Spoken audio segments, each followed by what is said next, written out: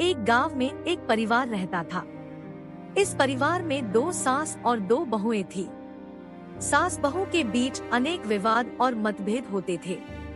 पहली सास बड़ी अदालती और स्वाभिमानी थी। वह हमेशा अपनी इच्छाओं को पूरा करने की कोशिश करती थी और बहुओं पर अपना अधिकार जमाने का प्रयास करती थी। वह खुद को परिवार की मुखिया मानती थी और इसका उपयोग अपनी अधिकारवादी और दबावपूर्ण सोच के लिए करती थी।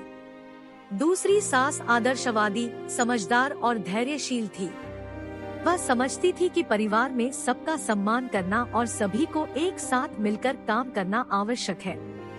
वह अपनी बहुओं के साथ मिलकर उनकी मान्यताओं और सुझावों का सम्मान करती थी। पहली बहू शांतिपूर्वक अपनी सास के साथ काम करने का प्रयास करती थी, परंतु सास उसे अधिकार और आदेशों की भूमिका देना चाहती थी।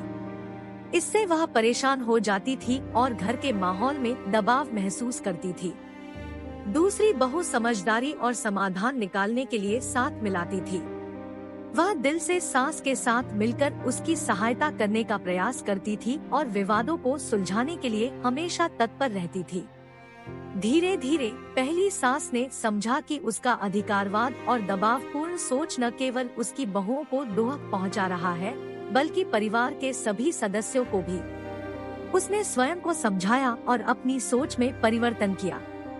इस बीच दूसरी सास और बहू ने प्रेम और सम्मान के आदान प्रदान के माध्यम से समझौते करना सीखा।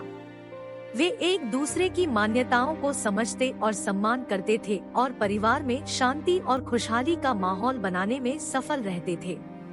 सास बहू के बीच सहयोग, समझदारी, सम्मान और प्रेम की भावना होना चाहिए।